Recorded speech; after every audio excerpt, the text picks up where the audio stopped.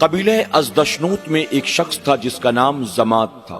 زماد اپنے جنتر منتر کے ذریعے لوگوں کے بھوت پریت بھگایا کرتا تھا اور زماد کا چرچا چاروں طرف تھا، یعنی دور دراز سے لوگ زماد کے پاس آتے تھے جنتر منتر کروانے کے لیے، دعا تعویذ جھاڑ پھونک کے لیے، اور اگر کسی کو بھوت پریت پکڑ لیتا تو زماد کے پاس آتے، یعنی زماد عرب دنیا میں بہت مشہور تھا اپنے اس ہنر کو لے کر۔ ایک مرتبہ زماد مکہ معظمہ آتا ہے تو مشرکین مکہ زماد کے پاس آتے ہیں اور کہتے ہیں، زماد ہمارے شہر میں ایک نوجوان ہے جس کا نام محمد ہے صلی اللہ علیہ وسلم، اور اس کے اوپر بھی کسی جنات کا سایہ ہے، وہ بیکی بیکی باتیں کرتا ہے، وہ ہمارے معبودوں کا انکار کرتا ہے اور کسی ایک خدا کی بات کرتا ہے۔ زماد ایک مرتبہ تو محمد سے ملاقات کر اور اس کے اوپر جو بھی جنات کا سایہ ہو اسے دور کر دے۔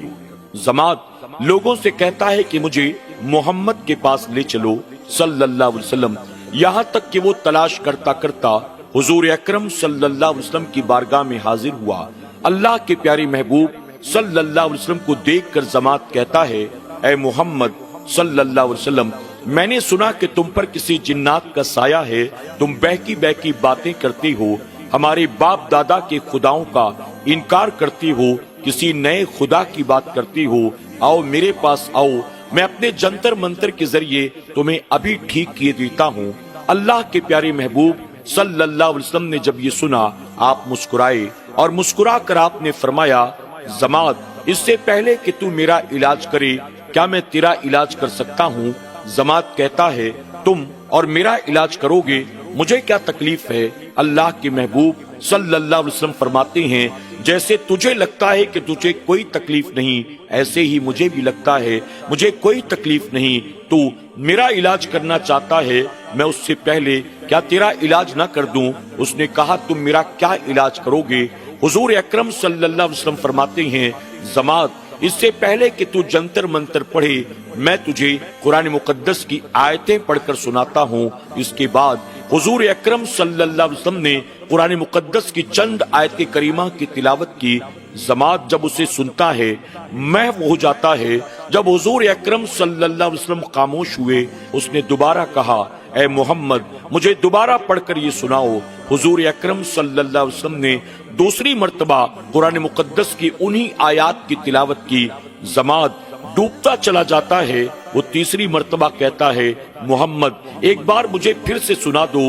حضور اکرم صلی اللہ علیہ وسلم نے قرآن مقدس کی آیت کریمہ تیسری بار بھی پڑھ کر زماد کو سنا دی۔ اب زماد آگے بڑھ کر کہتا ہے، اے لوگوں گواہ ہو جاؤ، میں نے بڑے بڑے کاہنوں سے، جوتشیوں سے، بڑے بڑے سادھوؤں سے ملاقات کی ہے، بڑے بڑے راہبوں سے ملاقات کی ہے، میں نے ان سے مناظرے کیے ہیں، میں نے ان کے کلام سنے ہیں، لیکن ان کا کلام ان کا ذاتی ہوا کرتا ہے، جس کی وجہ سے میں ان کا مقابلہ کر کے کامیاب ہو جاتا ہوں۔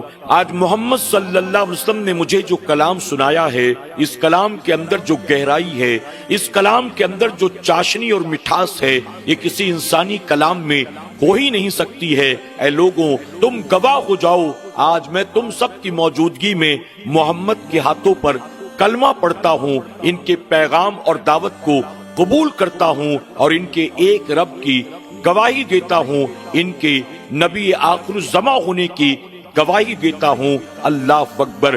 عرب کے تمام مشرکین یہ دیکھ کر حیران رہ گئے۔ زماد جو حضور اکرم صلی اللہ علیہ وسلم کے سر سے سایہ اتارنے آیا تھا جنات کا، اس کے سر سے خود کفر و شرک کا سایہ اتر گیا اور وہ کلمہ پڑھ کر حضور اکرم صلی اللہ علیہ وسلم کے غلاموں میں شامل ہو گیا۔ سبحان اللہ۔ ناظرین اکرام، یہ قرآن مقدس کا کمال ہے اور کمال ہے زبان مصطفیٰ صلی اللہ علیہ وسلم کی، کہ ایک انسان اگر محبت کے ساتھ اللہ کے کلام کو سنے، اللہ تبارک تعالیٰ اس کے دل کے کفر و شرک کو دور فرما دیتا ہے، اس کے دل میں قرآن کی محبت پیدا ہو جاتی ہے، صاحب قرآن کی محبت پیدا ہو جاتی ہے۔ زماد اپنے زمانے کا بہت بڑا کاہن تھا، بھوت پریت اتارتا تھا، لوگوں کے جنتر منتر کے ذریعے علاج کرتا تھا۔ حضور اکرم صلی اللہ علیہ وسلم کی زبان حق ترجمان سے اس نے قرآن کو سنا، اللہ نے اس کو कुफ्र के दलदल से निकाल कर हुजूर अकरम सल्लल्लाहु अलैहि वसल्लम के गुलामों में शामिल कर लिया। अल्लाह रब्बुल इज्जत हमें और आपको भी कुरान मुकद्दस की तिलावत करने की, तिलावत कुरान मुकद्दस से मोहब्बत करने की और कुरान के मुताबिक अपनी जिंदगी को गुजारने की तौफीक अता फरमाए। आमीन या रब्बल आलमीन।